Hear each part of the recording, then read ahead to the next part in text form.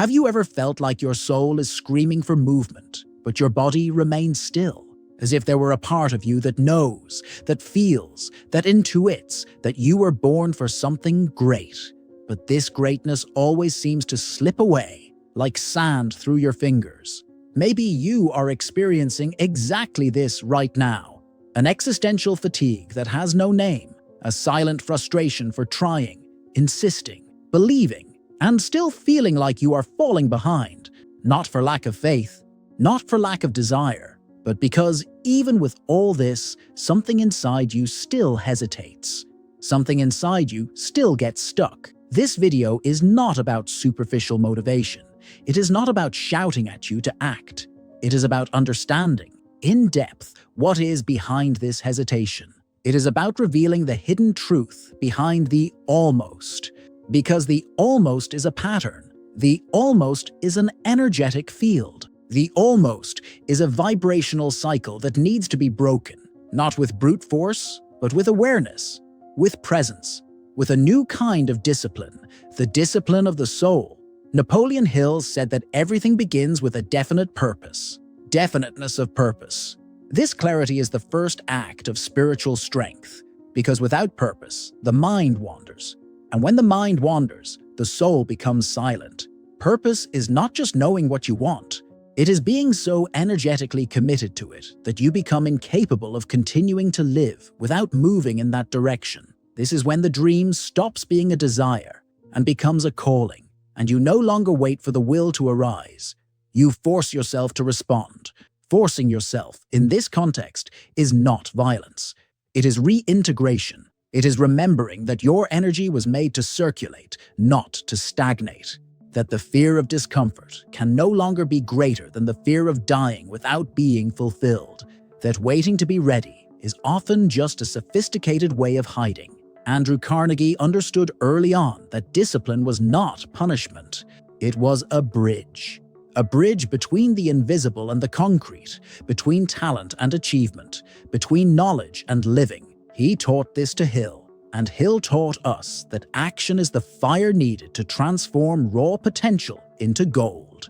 Just as an alchemical furnace needs pressure, temperature, tension to create the precious, your mind needs heat too. It needs urgency. It needs movement. What's paralyzing you may not be laziness. It may not be a lack of faith. It may be over-analyzing, over-allowing, waiting for an external signal when, in fact, the signal has been vibrating inside you for years. And ignoring it comes at a price. The weight of regret, the silent pain of realizing that time has passed, and you're still in the same place. Today, we're going to walk sacred ground together. We're going to explore 20 profound keys, hidden tactics, sacred discomforts, forgotten insights that will open your eyes to what's holding you back inside. And most importantly, how to reverse this pattern of paralysis with compassion, clarity, and energetic resolve.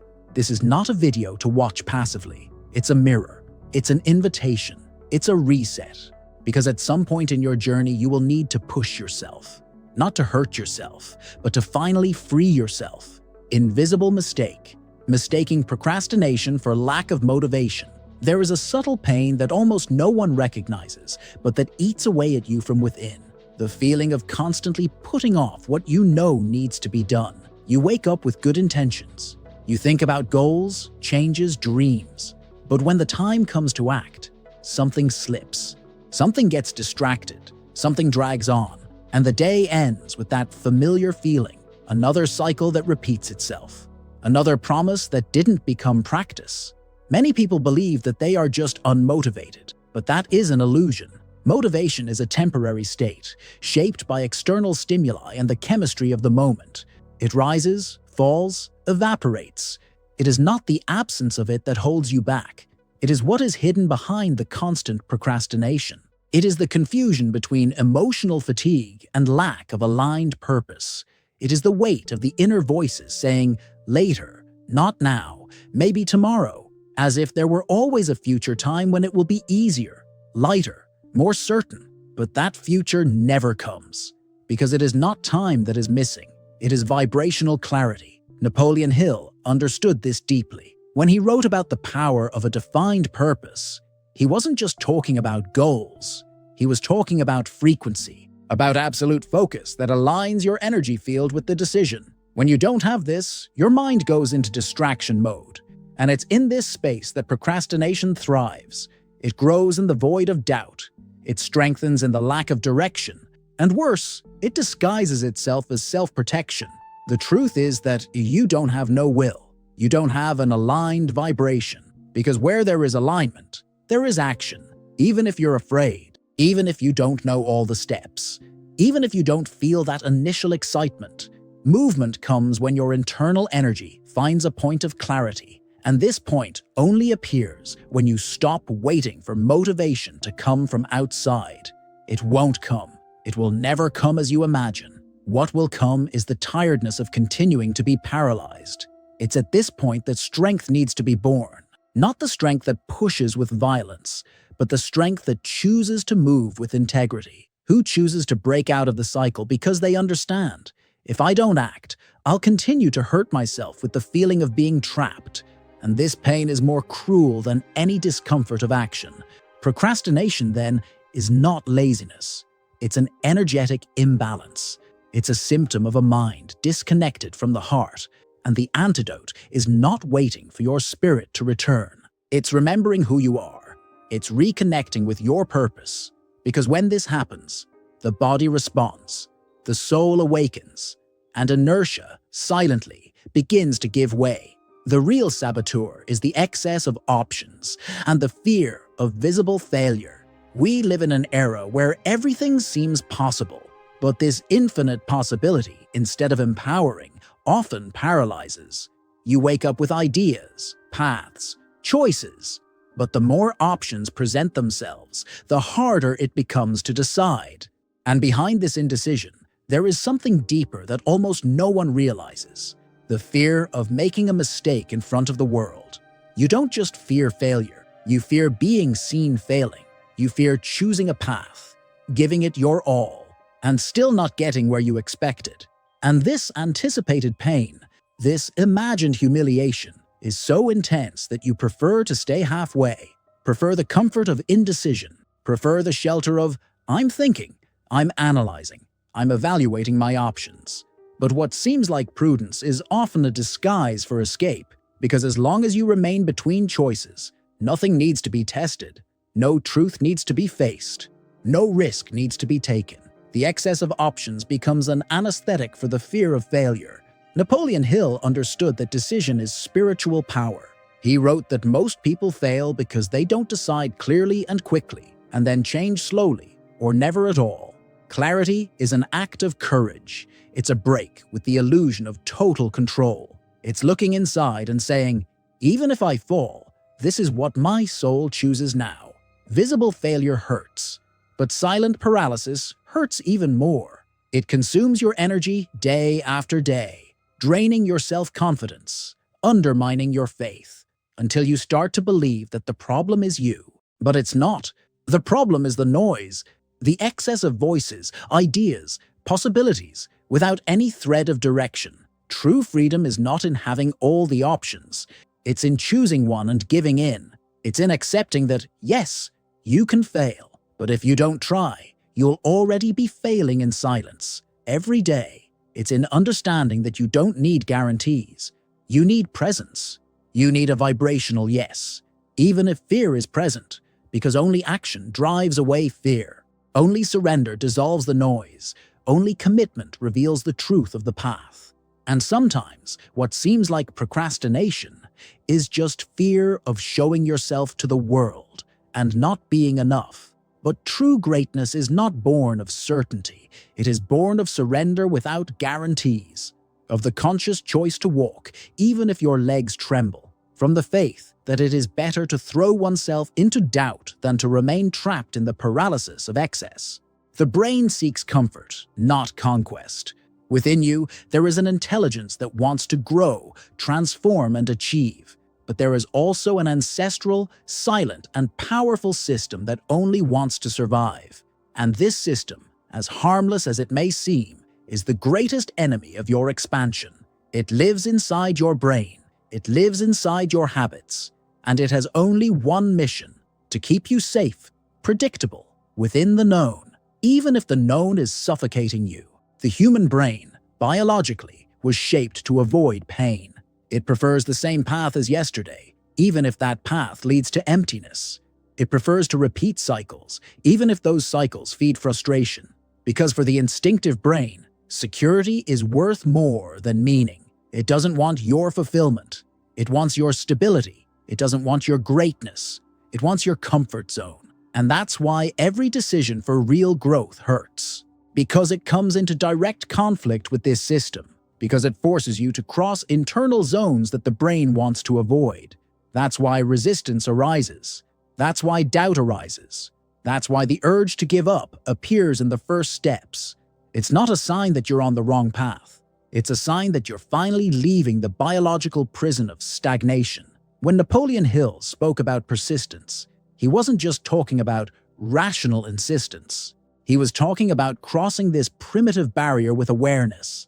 He was talking about retraining the brain, about transforming the discomfort of action into a ritual, about repeating until the mind begins to understand. It's safe to grow. It's safe to change. It's safe to leave behind what no longer nourishes you. But this requires constant decision. It requires remembering every day that your brain will sabotage the new. It will create logical excuses. It will suggest easier paths. It will remind you of tiredness, fear, the possibility of failure. Because for it, all of this is better than the unknown. But your soul knows. Your soul feels. Your soul cries out for expansion. And it only finds peace when you choose to follow the sacred discomfort of awakening. Growing is not natural to the survival system, but it is essential for the soul's fulfillment. And every time you feel resistance, remember, this is not a sign to stop. It is a sign that you are touching the edge of your old self. And that is exactly where the new begins to be born. The trap of almost, and the energetic cycle of close, but not quite. Few pains are as subtle as that of getting close and not being able to cross. You start with enthusiasm. You feel that this time it will be different. The pieces seem to fit. The signs seem to confirm it. But then something happens. A setback, an unforeseen event, an internal oscillation. And when you realize it, you are faced with the same outcome as before. It almost worked. It almost happened. It almost was. And this almost repeats itself like an invisible echo, making you believe that you were not born to go all the way. The almost is not just a coincidence. It is a field, a vibrational pattern that installs itself when the mind carries unconscious beliefs about deservingness, success, and identity. It's as if something inside you is saying, you can try, but only so far. It's an energetic line that delimits your emotional territory, created by old stories, silent traumas, hidden comparisons. Napoleon Hill understood that success requires more than talent and intention. It requires breaking through. It requires persistence beyond the point at which most give up. Because there is an invisible force that tests your true resolve. It wants to know if you are committed to your transformation, or just flirting with it. If you are willing to move beyond the old you, even when everything seems uncertain. The almost cycle is also an emotional addiction. It offers an initial dose of hope, a spike of excitement, but then it returns you to the same familiar void. And even though it hurts, there is something comforting in repeating the familiar pain, because the familiar, even if painful, feels safer than the leap into the unknown of victory. Breaking this pattern requires more than techniques. It requires vibrational awareness. You need to recognize when you are approaching the inner limit where, historically, you stop. And when you reach that point, take a deep breath and keep going, because that is where reality begins to reconfigure itself. That is where the old pattern loses strength. That is where your frequency begins to change. The almost is an invitation, a portal, a mirror. It shows you where your faith still wavers, where your discipline is still conditional, where your desire still depends on the external. And only when you cross that point, even trembling, even in silence, do you understand. You were never blocked. You just never went far enough to break through. And when you break through, there is no going back. The energetic trauma of those who live on the margins of success. There is a pain that does not scream, but weighs heavily. A pain that does not explicitly paralyze, but undermines confidence day after day. It is the pain of always being close, but never completely inside. Always being recognized as promising, but never celebrated as accomplished. Always walking, but never feeling like you have arrived. This state of almost belonging, of almost conquest, of almost fulfillment, creates a subtle fissure in the soul. And this fissure, over time, becomes energetic trauma. You may not name this trauma, but it manifests itself in your difficulty in trusting when things finally seem to flow, in your fear of receiving applause and feeling like an imposter, in your tendency to sabotage projects at the height of their execution, not because you do not want to win, but because a part of you does not believe that you will be able to sustain this victory, because you have become so accustomed to living on the margins that being in the center seems threatening. This trauma is not born of weakness. It is born of repetition, of unfulfilled promises, of cycles that began well and ended in silence. The times when you went as far as you could, and it still wasn't enough. Each failed attempt left a mark, and each mark created a field of negative expectations, a field where, even without wanting to, you vibrate at the frequency of almost.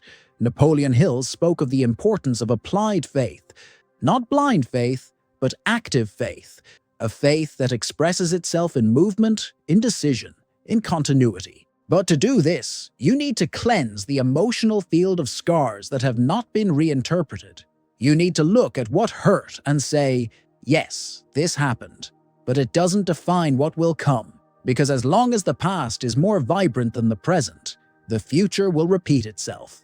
The trauma of living on the margins dissolves when you recognize that you are no longer that wounded version that failed, that now you can act with more awareness, more firmness, more integration. When you understand that each almost was just a vibrational preparation, and that now, by choosing not to retreat anymore, you are not just trying, you are healing yourself. Breaking this cycle is a spiritual act. It's about moving away from the narrative of being a victim of fate and taking on the role of a conscious co-creator. It's about remembering that you're not on the sidelines because you're incapable. You're on the sidelines because your field is still stuck in the echo of what didn't work. And it's only when you take a deep breath, face that echo, and keep walking that it begins to quiet down, and the center finally reveals itself as your natural place. The only "when I'm ready" fallacy. There's a silent belief, disguised as wisdom, that has paralyzed countless souls over time. The idea that you have to be ready to start. Emotionally ready, spiritually ready, financially ready, energetic ready. This waiting for ideal readiness gradually turns into a sophisticated hiding place. An inner place where inaction dresses up as prudence and hesitation disguises itself as planning. But the truth is that no one is ever fully ready for their own greatness.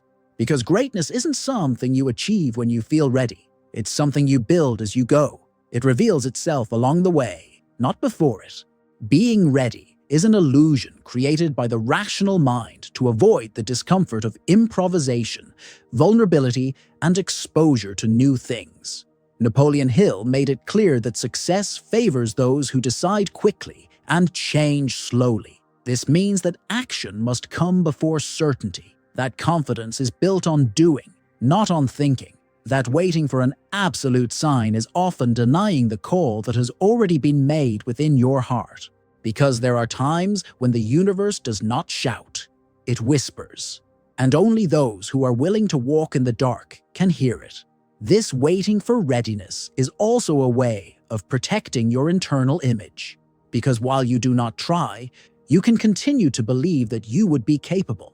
While you do not take risks, you can keep alive the fantasy that if you tried, it would work. But fantasy does not feed, it deceives, it distracts, it comforts with a lie, that it is not time yet. The soul knows that it is time, even if the body hesitates. even if the mind doubts, even if the circumstances seem insufficient, because the soul's time is not chronological, it is vibrational. And when the energy of the call pulsates, ignoring it only adds to the weight. It only intensifies the feeling of stagnation. It only widens the distance between who you are and who you are trying to appear to be. It is not readiness that paves the way. It is movement. It is the imperfect step. It is the small but consistent gesture. It is the yes said quietly but sustained with intention. You do not need more signs. You need more truth. Because the truth is, if you wait to feel ready, you will wait forever. But if you choose to answer the call now, the now becomes the ground where readiness begins to sprout. Waiting for emotional permission is a subtle form of self-denial. There is a type of internal silence that seems noble, but is actually sabotage in disguise. That moment when you feel the urge to act, but you tell yourself that it is not yet the right time emotionally, that you still need more balance, that you are still processing, that you need to feel more clarity, more enthusiasm, more security. And then, without realizing it, you condition yourself to depend on a perfect emotional state to move, and the movement, which should generate energy, becomes hostage to it. But emotions are not reliable signalers for action. They fluctuate. They respond to memories, insecurities, subtle moods in the environment. They are important, but they are not absolute guides. If you wait until you feel in the ideal state to start something big, deep, and transformative, you may spend your whole life preparing for a moment that never arrives. This wait for emotional permission is often an invisible inheritance of old conditioning, an internal voice that has learned that it can only act when everything is at peace, when there is no fear, no doubt, no fragility. But the truth is that almost all acts of true transformation are born in the midst of chaos, of uncertainty, of pain. The soul does not wait to be healed to begin. It begins and heals itself along the way. Napoleon Hill understood that burning desire is greater than emotional oscillation, because real desire, the one that comes from the soul, does not ask for permission to exist. It just insists. It just pulsates. It just calls. And the more you try to silence it with emotional excuses, the more it turns into anguish. Because what should be movement has become a prison. Waiting for emotional clarity is like postponing your own life. It is like asking the storm to end before you leave the shelter, forgetting that sometimes it is precisely when you leave that the sky begins to open. The soul does not need emotional permission. It needs honesty. It needs presence. It needs courage to act even when it feels everything. Emotion is fluid. Decision is firm. And when the decision comes from the soul, it sustains the body even in the midst of fear. It guides even in the midst of doubt. It strengthens even in the midst of pain. Because it is not your emotional state that determines whether you are ready. It is your choice not to let it determine your life.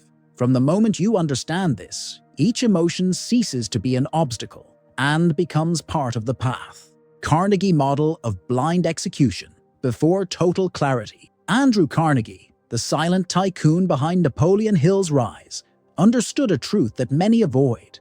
Not every action needs to be accompanied by full understanding. Sometimes you need to start in the dark, act before you understand, move before you feel, because there is a wisdom that only reveals itself in the journey. And if you wait until you understand everything before taking the first step, you will spend your life contemplating possibilities without ever living them.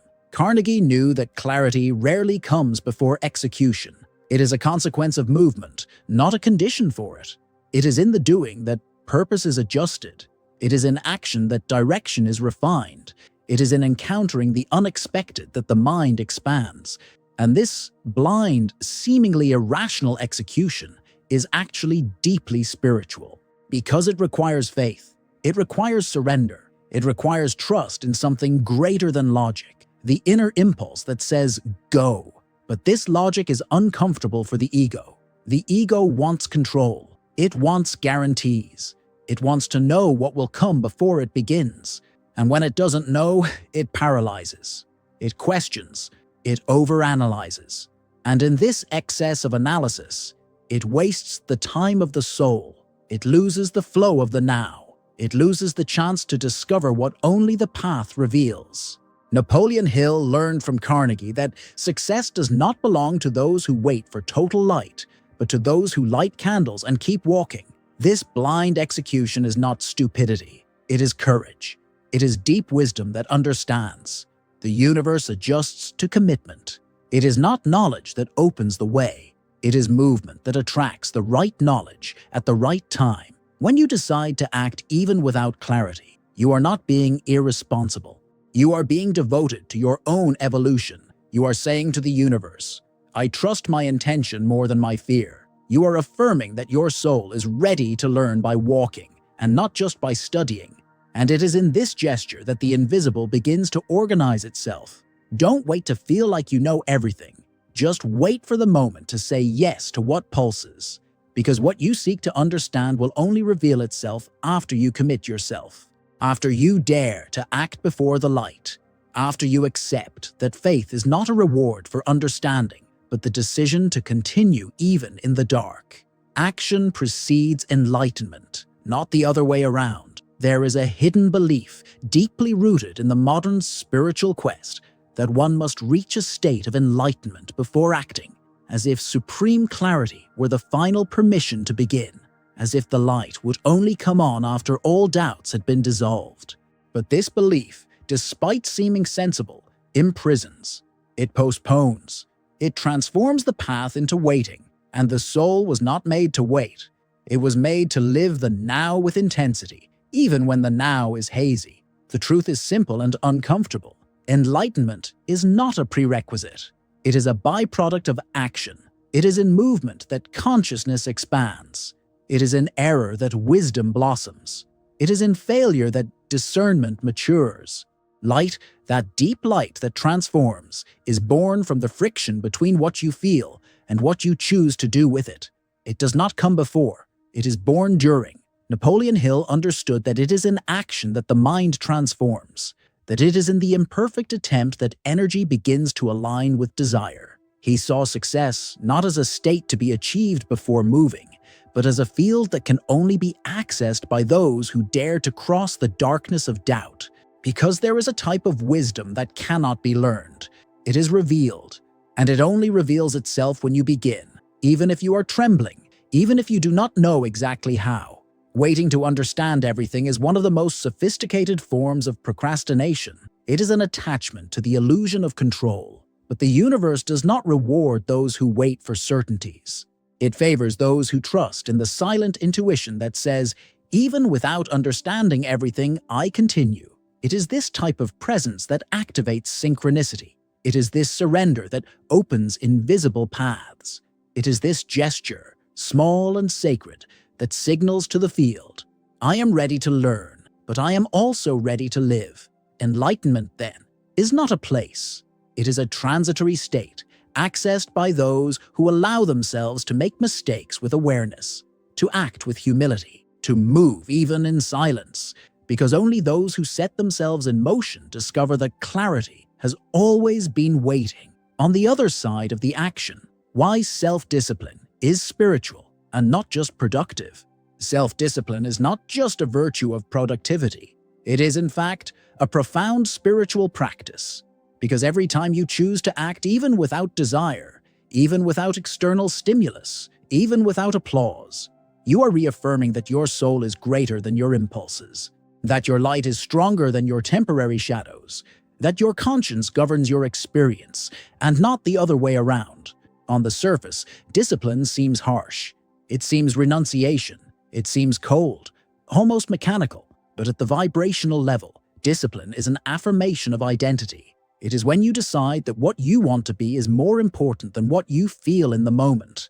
It is when your future self becomes more real to you than your now self. And that is an act of faith. It is an act of transcendence.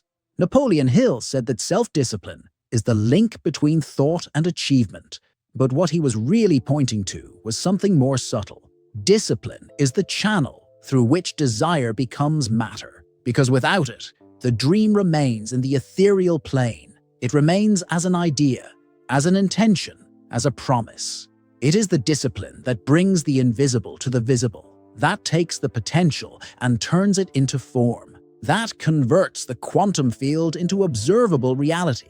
And that is why it is so spiritual, because it demands the courage to overcome resistance, to deal with boredom, with fear, with emptiness, to continue even when there is no positive emotion, because it is not about feeling good.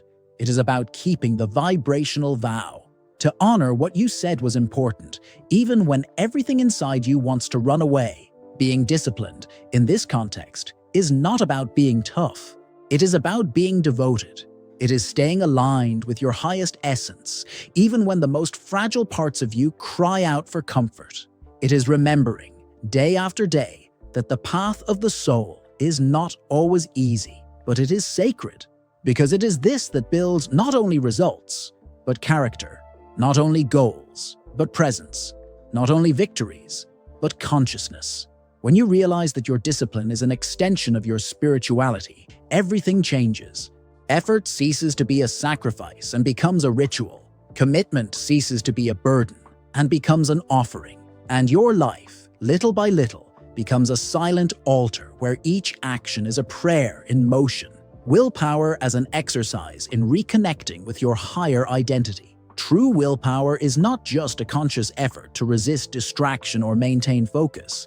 It is, at its deepest essence, a connecting thread between your lower self and your higher self. It is the inner gesture of remembering who you are, even when everything around you seems to be pushing you back toward who you were. It is the silent practice of saying no to the old pattern and yes to the new destiny that is already pulsing within you. When you activate your willpower in an aligned way, you are not just trying to control impulses. You are rebuilding the connection with the part of yourself that knows, that sees, that understands, that part that observes chaos without getting lost in it, that listens to fear without obeying, that acknowledges pain but does not give in to it. This strength is not born of blind effort.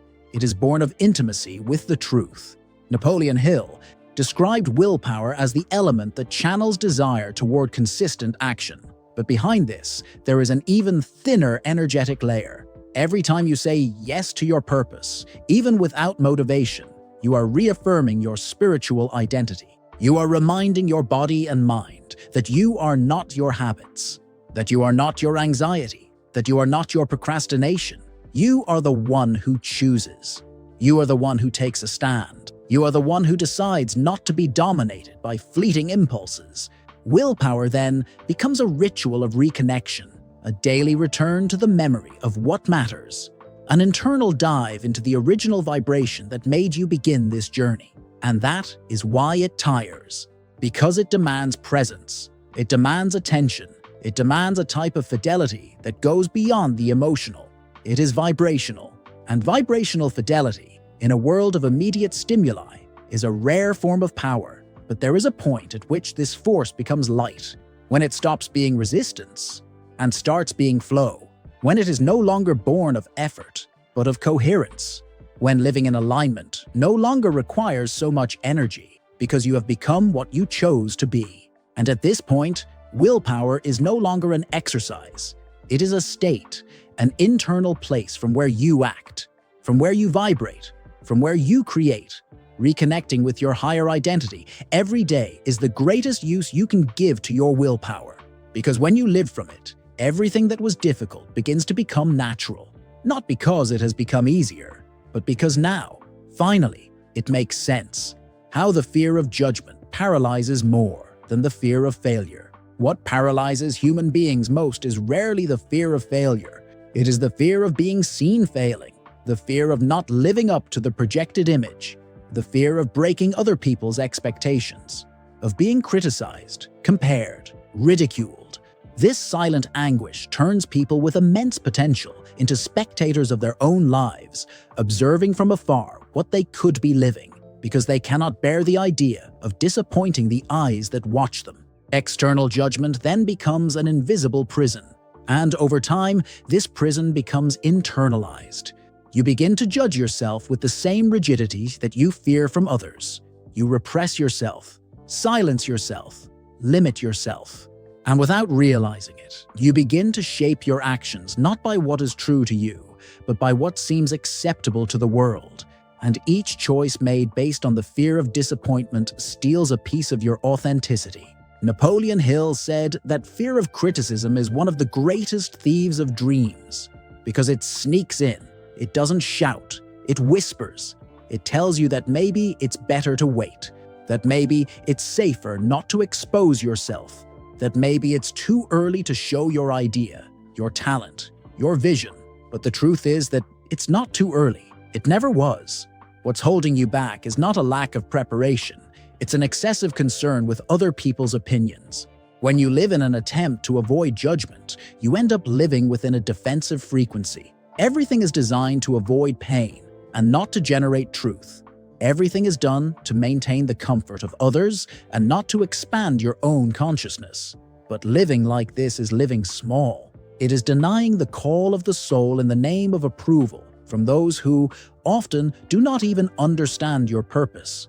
Breaking this pattern does not mean becoming indifferent. It means becoming free. It means understanding that judgment will always exist, but that it no longer needs to be your guide, that you can feel fear and still move forward, that you can be misunderstood and still continue, because the only thing that hurts more than being judged is giving up on yourself to avoid that judgment. True freedom is born when you commit to your truth, even knowing that not everyone will understand.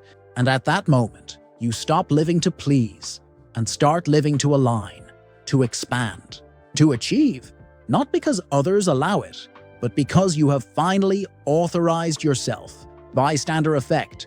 The mind fears being observed more than failing. There is an almost invisible phenomenon that imprisons great actions before they even come to fruition. The bystander effect. The simple sensation of being observed can become a psychic prison because the judgment of others does not need to be explicit. The idea that there are watchful eyes is enough. Imagined glances are enough. Comments that have not even happened yet, but already echo in the mind as truths, are enough. The brain, conditioned for survival, registers exposure as risk.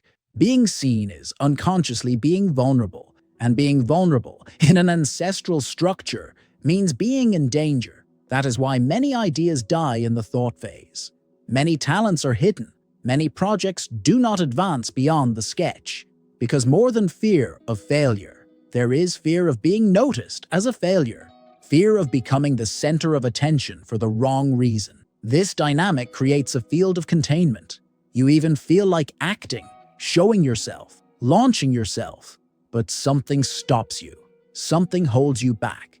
And that something is the expectation of the other. Not the other person per se, but what you believe the other person will think. This imagined weight transforms the act of creating into a field of tension. And the mind, which should be a free space, starts to function like a hall of mirrors where everything is judgment. Napoleon Hill knew that the greatest power of the human being is not in pleasing others. It is in deciding for oneself, deciding despite the noise, deciding because there is something stronger than fear, the call. And when the call becomes louder than the projected opinion, a rare strength is born, the strength of those who act not to be seen, but because they see, the strength of those who move not to prove, but because they know. Overcoming the spectator effect is a process of internal reconquest. It's remembering that your soul doesn't need the approval of others to shine, that your movement is not a spectacle, it's a vibrational statement, that your presence in the world is not a performance. It's true, and truth, when sustained with integrity, silences any internal audience. Freedom arises when you understand that no one is really watching you as much as you imagine, and even if they are, it doesn't matter, because your life is not a stage, it's an altar. A place where every choice is sacred, where every gesture is an offering, and where your courage to continue being you, despite everything, is the most powerful prayer you can make. Micro-obligations. 3-step technique to generate emotional traction. When the soul desires something great, but the body hesitates, the secret is not in brute force. It's in traction. in creating emotional movement before greatness, in generating, in the present, a minimal but continuous energy capable of sustaining the beginning of the path. Because no one starts out giant. No one starts out with total clarity, with full courage, with high energy. What sustains the first steps are small but consistent gestures. What activates the soul is the intimate ritual of sincere repetition. Micro-obligations are light but sacred pacts between you and your expansion. They are commitments so small that they do not trigger resistance, but so significant that they do not allow stagnation. A brief but firm movement, a simple but intentional practice. A daily choice that, even when solitary, has the vibrational weight of a declaration of presence. Napoleon Hill understood the power of habits not as automatisms, but as energetic commands. He knew that what you repeat does not just shape your routine, it shapes your vibration. Each daily choice, even silent ones, communicates to the field what you are ready to sustain. And when these micro-choices are made consciously, they generate traction, and traction transforms. This technique is based on 3 invisible pillars: beginning, ritual, and reinforcement. The beginning is the smallest gesture. It is getting up before the mind says no. It is opening the notebook. It is taking the first step. The ritual is the outline. It's the same time, the same space, the same intention. Because repetition creates field, and reinforcement is the anchoring, the little internal celebration that says, I did it, I moved, I honored. It's not about doing a lot. It's about doing what breaks the inertia, because once the movement starts, it feeds itself. It creates a field.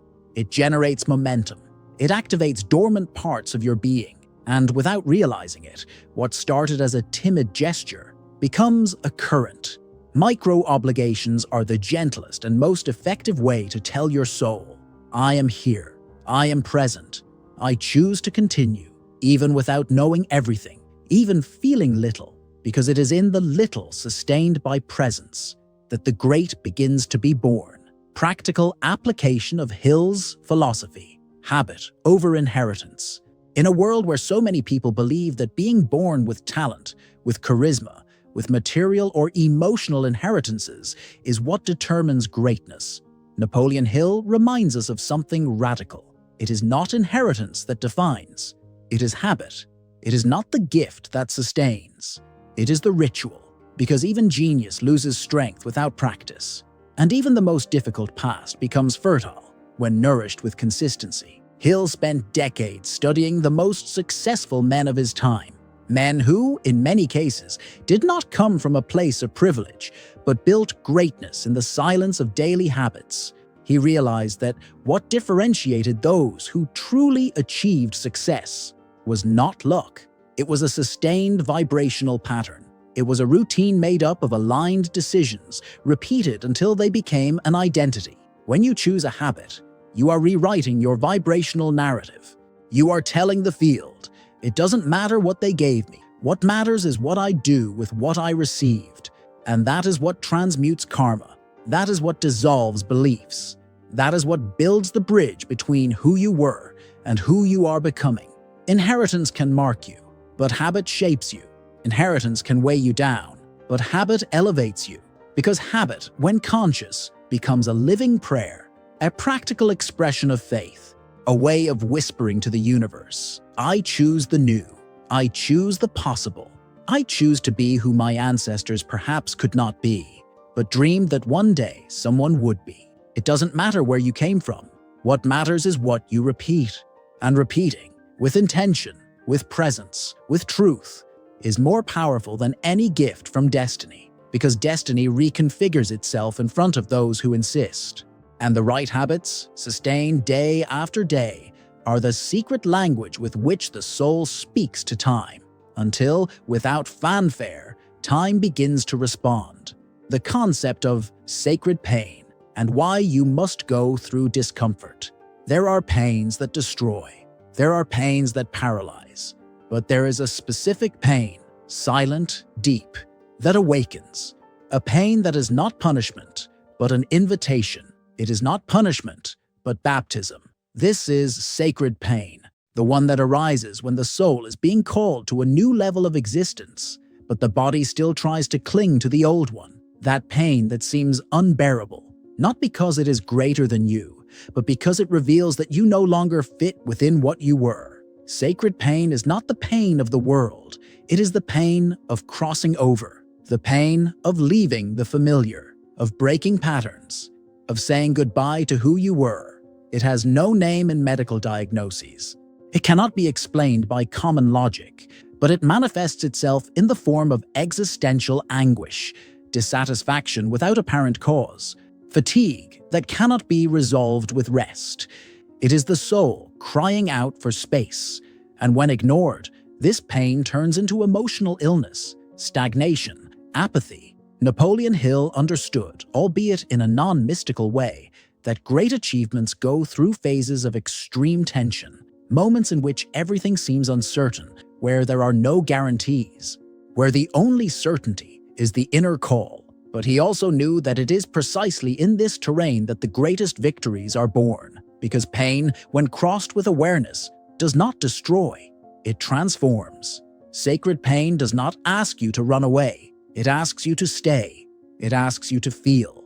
It asks you to listen, because behind it, there is a new vibrational field trying to form, and it only establishes itself when the old part is dissolved.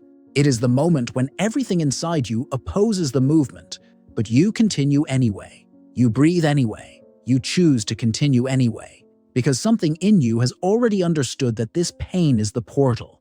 Going through discomfort is often the true miracle. Not the miracle that shines, that appears, that enchants, but the silent miracle of those who do not retreat, of those who sustain discomfort until it transforms into clarity, because it always transforms. But only for those who stay, only for those who honor the process, only for those who understand that pain did not come to punish. It came to remind. Remember what matters. Remember who you are. Remember what is at stake. Remember that you did not come here to repeat the past. You came to redeem, to transform, to begin. And every beginning requires death. The death of what was comfortable, but limiting. The death of what was familiar, but small. And that death hurts. But after it comes the truth that is not spoken, the truth that is felt, that is vibrated, that is lived in silence. And then, when you go through, you understand. You look back and see that that pain was not the end. It was the beginning of your true self, the beginning of the version of you that no longer asks for permission to exist, because now it was born from the journey, and nothing is stronger than that which is reborn after pain. The energetic blockage of those who have become mentally too technical. There is a type of blockage that is difficult to identify because it disguises itself as knowledge. It presents itself as preparation. It dresses up as competence. But behind this, it hides a profound disconnection with intuition. It is the blockage of those who have become too technical, of those who have accumulated so much knowledge, so many methods, so many tools, that they have forgotten how to feel, who have forgotten how to trust the invisible, who have lost contact with the wisdom that cannot be read, but heard in silence. Being technical is important. Having structure, method, clarity is fundamental. But when the mind takes total control, the heart becomes silent. When everything needs to be understood before being lived, the experience becomes artificial, and the soul does not move in artificial environments. It needs truth, spontaneity, surrender. And that is where many get lost. They try to control the spiritual with logic. They try to access destiny with formulas. They try to command the invisible with fixed rules. Napoleon Hill spoke of the power of applied faith, but this faith is not rational. It is not born from technique. It is born from vibrational conviction, from the certainty that cannot be proven, but rather felt, from the confidence that cannot be taught, but rather embodied.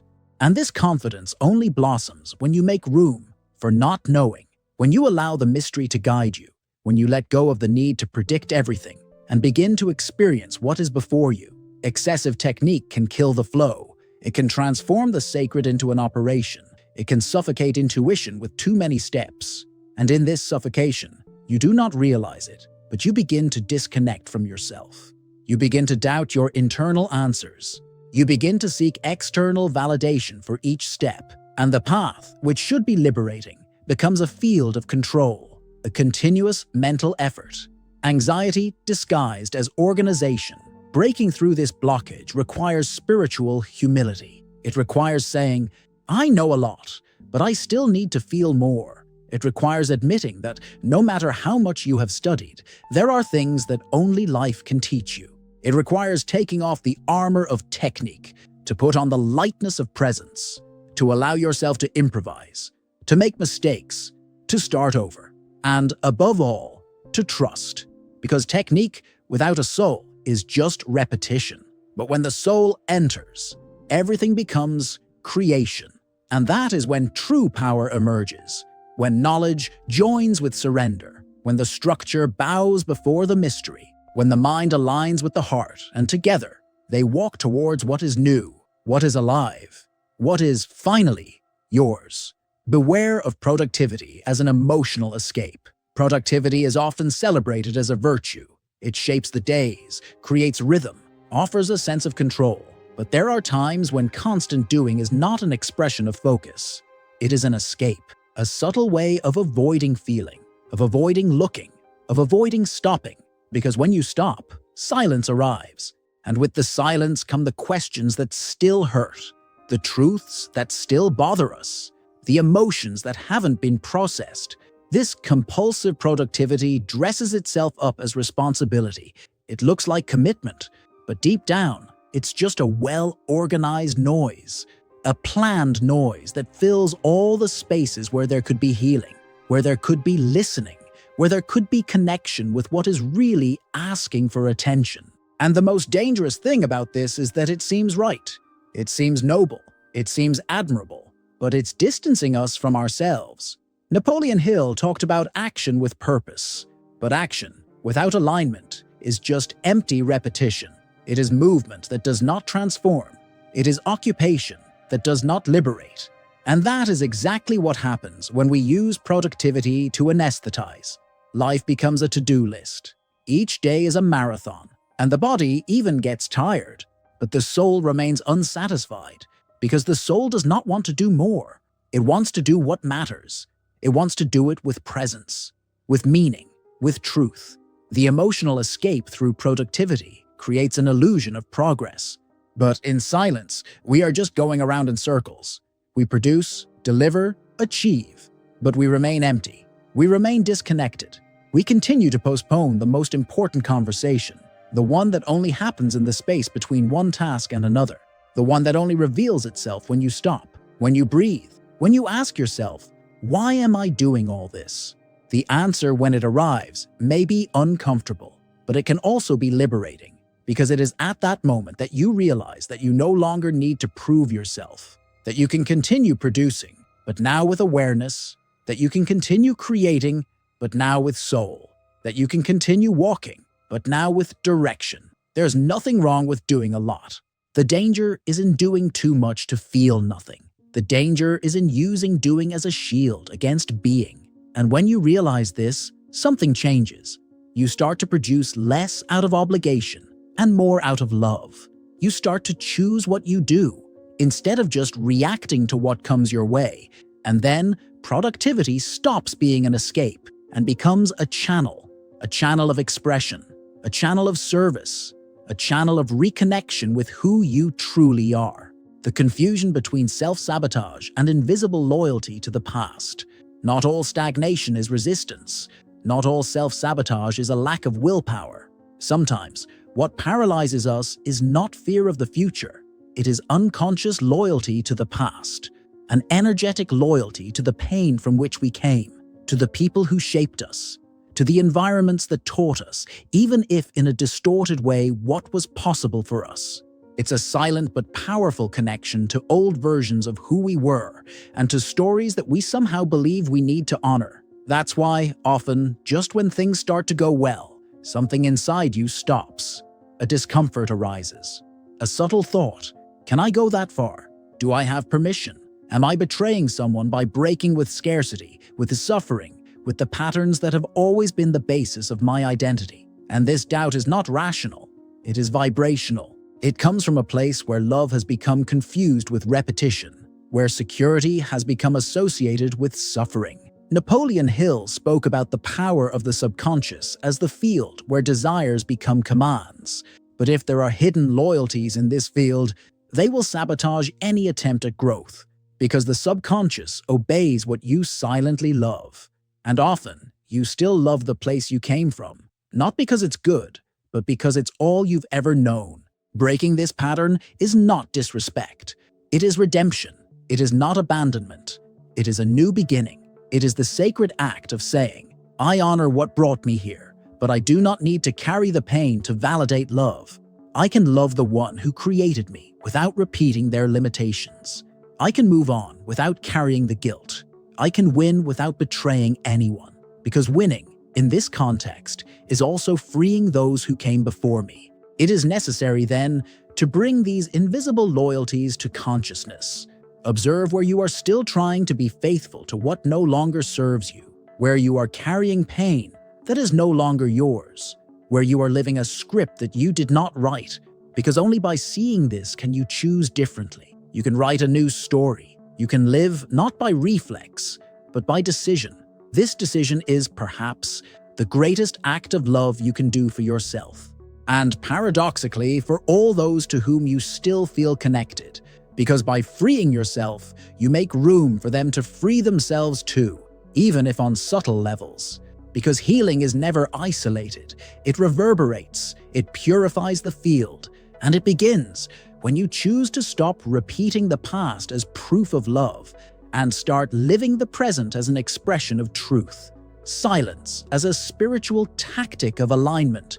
We live surrounded by voices. The world shouts all the time. It shouts what success is. It shouts what failure is. It shouts what you should feel, think, desire. And in the midst of so much noise, the soul begins to fall silent, not because it has nothing to say, but because it knows that the truth is not competitive. It just waits. It waits for a space where it can emerge, a space where it can be heard. And this space only arises in silence. Silence, for many, seems empty. It seems like absence. It seems like a waste of time. But for those who have awakened the eye of inner listening, silence is a temple. It is where the mind quiets down and intuition whispers. It is where haste loses strength and clarity takes shape. It is where external noise gives way to the frequency of being. Not to the being that performs, that pleases, that conquers, but to the being that observes, that feels, that vibrates in tune with something greater. Napoleon Hill understood that moments of greatest insight arise in stillness, when the mind stops trying to control and starts to listen, when the intellect stops looking for ready-made answers and starts to receive subtle impressions. And this is not forced. It is allowed. It is accessed. It is lived, even if only for a few minutes, every day. Silence is also a vibrational tactic. Because in silence, you do not just listen to yourself, you recalibrate, you return to the center, you touch the original frequency that the noise of life has muffled. And from this center, everything changes. Your speech changes, your action changes, your decision changes. Because now it is no longer a reaction, it is creation, it is presence.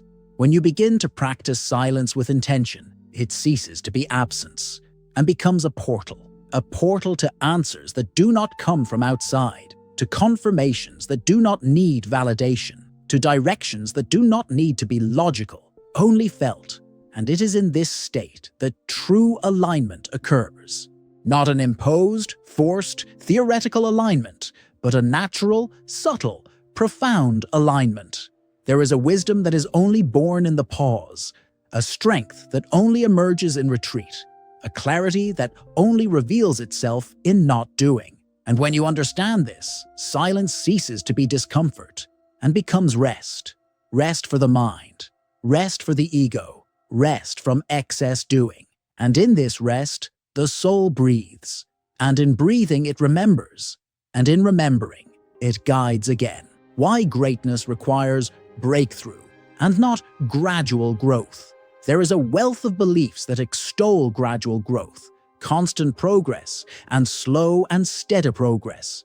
But sometimes these narratives are traps that disguise the fear of jumping to higher levels. Greatness often comes not from a gentle increase in effort, but from a rupture, a firm break with what was, from a turning point where what was before becomes irreversible, where the crossing becomes a bridge of no return. The idea of continuous growth seems safe, it seems sensible, but from a vibrational point of view, it can be a trap of paralysis, because the slower you grow, the more time your old identity has to react, to boycott, to cast shadows on the path. On the other hand, an abrupt rupture exposes what is immutable in you. It forces a total reorganization of the mind, the body, the energies, the relationships. Napoleon Hill studied men who changed their lives 180 degrees. People who have abandoned security, reputation, stable lives, and given up their old selves to become great. These leaps were not smooth. They were ruptures. They burned the bridge behind them, and only then did they discover that the river was carrying them to a destination of no return. When the bridge we burned becomes irreversible, the field begins to conspire in favor, because the universe recognizes that there is no turning back.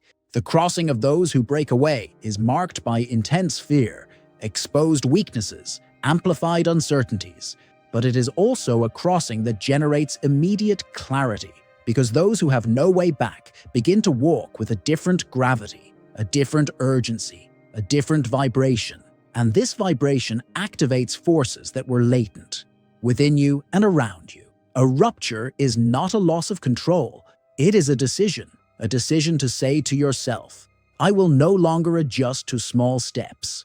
I will no longer tolerate half-lives. I choose profound transformation, and beyond this choice comes a field that restructures itself to accommodate the new, because the universe respects the degree of intensity of your decision. Greatness, therefore, requires a turning point, a clear moment when the past stops being a parameter, a moment when you realize, either I change profoundly here, or I keep repeating the same old version. And by choosing to make a conscious break, you activate not only your latent capabilities, but you also connect with a greater calling, a calling that only appears when you refuse to move forward without risk, that only reveals itself when you dare to cut off disguised comfort once and for all. And that is why the greatest inner revolutions are not gentle. They are not corks that are slowly inserted. They are barrels that burst and release living water. And although the rupture generates pain, it is very brief compared to the pain of living small for the rest of your life, because the life that becomes inevitable after the big yes does not admit retreat. The metaphor of the burning bridge. How to force yourself by eliminating the possibility of returning. There are times when, in order to truly move forward, you cannot leave doors ajar. You cannot maintain escape routes. You cannot continue with the idea of, if it doesn't work out, I'll go back. Because this whispered go back is exactly what keeps your energy divided. Part of you walks, but another part remains anchored to the place from which it came. And no journey is complete when a part of you still looks back. The metaphor of the burning bridge is as old as the concept of absolute commitment itself. It is the decision to not only move forward, but to remove any possibility of returning. And this decision, although it may seem radical, is one of the greatest expressions of faith. Because when you burn the bridge, you force the inner universe to align with the only option left, to move on. Napoleon Hill understood that the power of full decision is only activated when there are no more distractions, when there are no more excuses, when you look at your purpose and say, this is it. There is no plan B. There is no safe return. There is no more room to be lukewarm. And it is at that moment that your vibration becomes coherent, that the field around you begins to respond, because your energy is finally unified. Burning the bridge is not destruction, it is liberation. It is leaving behind not only situations, but old identities. It is cutting invisible ties with versions of yourself that no longer support your expansion. It is declaring, with your heart and with your actions, I no longer belong to this inner place. And even if it still hurts, even if there is still attachment, I choose to move on. I choose to break away. This metaphor gains strength when you realize that much of your stagnation comes from the fact that you still have escape routes. You still entertain the idea that you can go back to your old job, your old relationship, your old emotional pattern. But as long as this bridge is standing, your soul will hesitate. And hesitation is the opposite of decision. Forcing yourself, then, is also burning. It is facing the discomfort of having nowhere else to run. It is breathing into the new, even if it still offers no guarantees. Because the guarantee is not in the external. It is in the integrity of your decision. It is in the fact that by eliminating the return, you activate your deepest power. The one that only reveals itself when the only possible path is the one you have decided to walk with totality. The hidden energy of humiliation as a driver of greatness. Humiliation is one of the most difficult human experiences to process. It touches directly on the ego. It hurts the image. It dismantles the masks. It deconstructs that which you have tried to protect for so long. But what few realize is that behind humiliation lies a field of raw energy, a force that, if transmuted, can become momentum. It can become a driving force. It can become an awakening. To be humiliated in any area of life is to be confronted with the loss of control over how you are seen. It is to be pushed into a territory where your image shatters, and all that remains is the core. What remains when the applause stops. What lives when the validation disappears. And that core, when accessed with courage, can be the purest place of your power. Because there is no more effort to appear. There is only presence. There is only truth. Napoleon Hill understood that many great trajectories were born from intense experiences of failure, rejection, and downfall. He did not romanticize these experiences, but he recognized that there was a turning point in them, a space where pride was dissolved. And in that space, something new could be born, something more whole, something more authentic, something that no longer depended on external gaze to exist. The energy of humiliation, when integrated, becomes humility. And humility is not weakness. It is strength without disguise. It is presence without performance. It is clarity without ostentation. It is when you stop building an identity to be accepted and start living an identity to be whole. And paradoxically, it is in this state that true respect begins to emerge, because the world recognizes those who are no longer trying to prove themselves. The pain of the collapse of the image is real, but it can be the beginning of a free path, of a construction that no longer begins with pride, but with consciousness. Because those who have been humiliated and have not hidden, shrunk, or closed themselves off, carry within themselves a rare type of truth. A vibration that says, I fell, but I did not lose myself. I was seen at my worst, but I did not fade away. I kept going. And that is why many who truly shine today do not do so just because of technique or talent, but because they have already experienced humiliation and have not run away from it.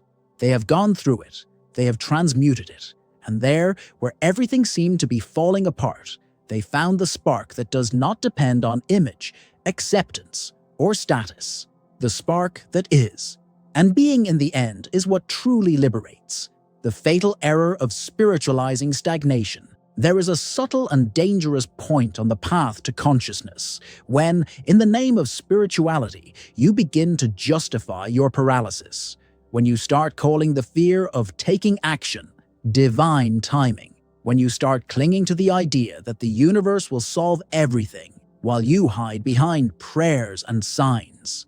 This stance, although wrapped in lofty language, is a sophisticated way of running away from yourself. It is an attempt to hide inertia under the cloak of faith. Spiritualizing stagnation is different from trusting in the timing of things. Trusting is not waiting passively. Trusting is continuing, even without control. It is acting silently, without anxiety, but with direction. It is not using the lack of an immediate response as an excuse for the lack of present action. It is understanding that faith without movement becomes fantasy, and fantasy sustained too much becomes frustration. Napoleon Hill always emphasized the importance of coordinated action, not just any action, but the one that arises from alignment with a defined purpose. Spirituality, in this sense, is not waiting. It is a vibrational state of presence, of listening, of clear intention. And it is from this state that life begins to respond, not because you stood still waiting, but because you have put yourself in flow with what you believe. Many people confuse surrender with giving up, but true spiritual surrender does not paralyze. It liberates. It dissolves attachment to the result, but strengthens commitment to the path. It welcomes silences, but keeps walking. It respects time, but does not use time as an excuse to avoid responsibility. When you spiritualize your stagnation, you are telling the universe, I do not trust that I am capable of acting with what I have now.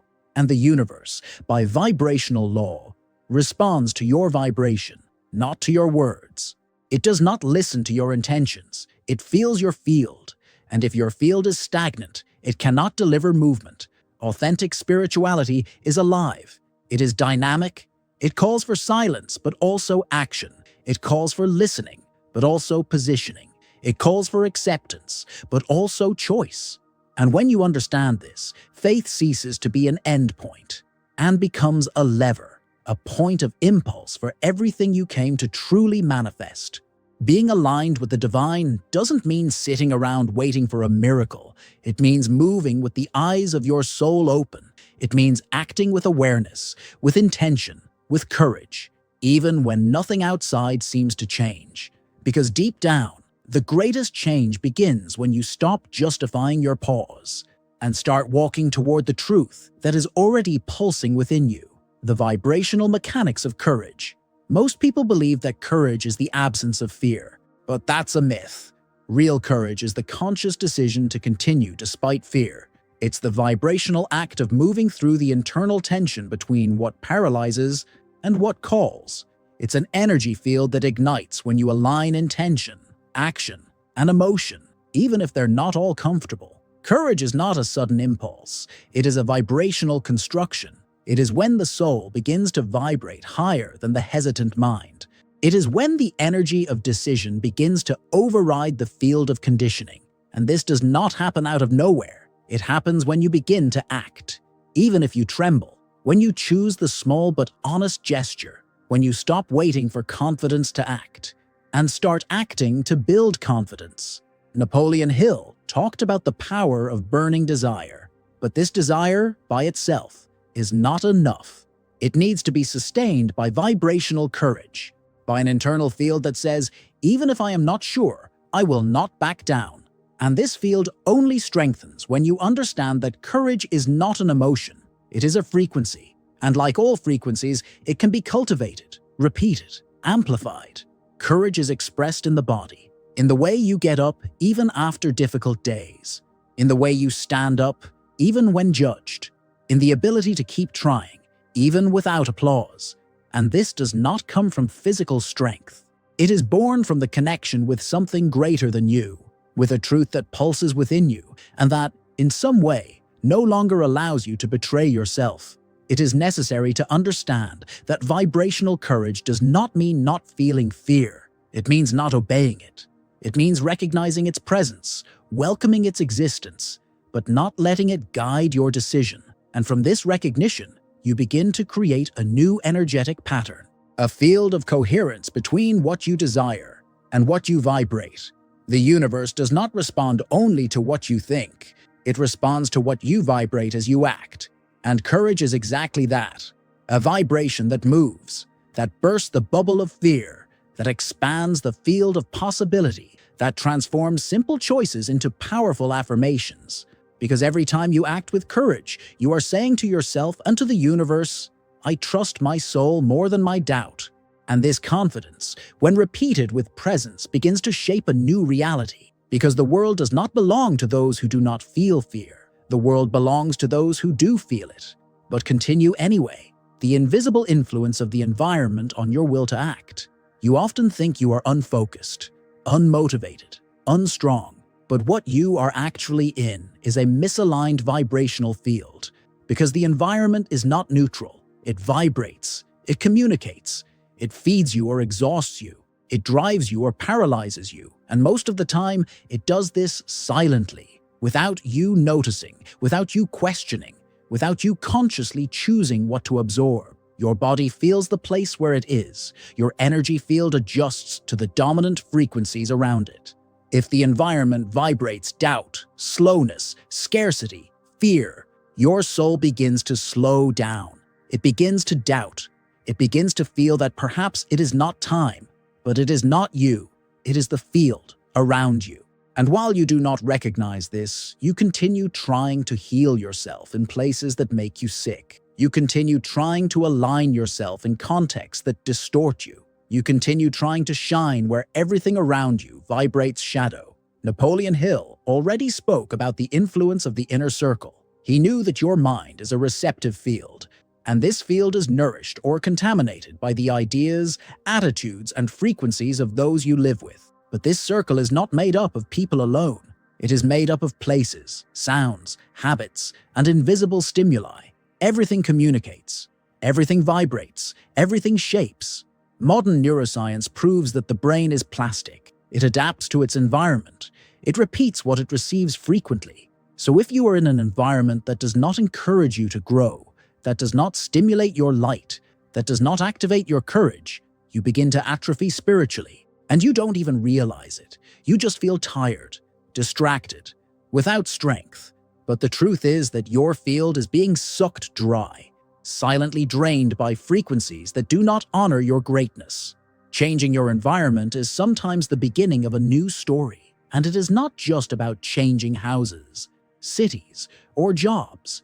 It is about changing your vibrational environment. Create a space around you that echoes your decision to grow, that reminds you of who you are, that whispers every day, "You can do it." An environment where your soul feels it can expand without apologies, where your light is not something strange, but something natural. Environment is not a detail, it is a foundation. It is energetic language, and when you consciously choose the right environment, you begin to notice something almost magical. The will to act no longer needs to be forced. It flows, it sprouts, it happens, because your energy, finally, is in fertile soil. And in that soil, the greatness that lives within you begins to blossom. The programmed reality shock technique. Not all transformations happen smoothly. Sometimes you need to provoke an internal impact so strong that no part of you can continue to act as before. A shock, a cut, a moment of truth so acute that it interrupts the patterns, the excuses, the repetitive cycles. This shock does not have to come from life. It can be created by you. Intentionally, with awareness, with purpose. And that is the power of the programmed reality shock. It is about deliberately creating a moment of internal rupture, of looking at something you have been avoiding for a long time, of facing a truth that you have been softening, of facing, without buffering, the impact of the choices you have been making, of seeing with the eyes of the soul what is really at stake. Because as long as you continue to relativize, as long as you continue to soften, as long as you continue to postpone, nothing changes. Napoleon Hill said that clarity has an almost hypnotic power, and this clarity does not arise only from thought. It arises from confronting reality, a confrontation that, when well conducted, does not destroy. It wakes you up. It takes you out of your vibrational torpor. It gives you back the pulse of responsibility. It reminds you that time is passing, that life is happening, that the future is already being written with the choices you make now. The programmed reality shock can happen in many ways. A deep silence, a temporary retreat, a conversation with someone who sees beyond, a whole day away from distractions, just you with yourself, a letter written with brutal honesty, a reading that dismantles you, an emotional mirror where you no longer allow subtle lies. The format doesn't matter. What matters is the intention. To stop deceiving yourself. When you activate this shock, something inside you reorganizes the field. What seemed acceptable begins to hurt. What seemed bearable begins to seem too small. And it is in this discomfort that the soul begins to move, because what it needs, often, is not more time, it is more truth. And this truth will not come from outside. It will come when you decide to look, with depth, with sincerity, with presence. This technique is not about blaming yourself. It is about summoning yourself. It is about calling to the surface the energy of real decision, the one that no longer waits for the right moment. The ideal signal, total clarity, but that is born from the encounter with what is. Because sometimes the transformation you seek so much only happens when you decide to stop running away from the mirror and finally start to see yourself in its entirety, without filters, without fear, without any more excuses. How pain transformed into a method becomes a purpose.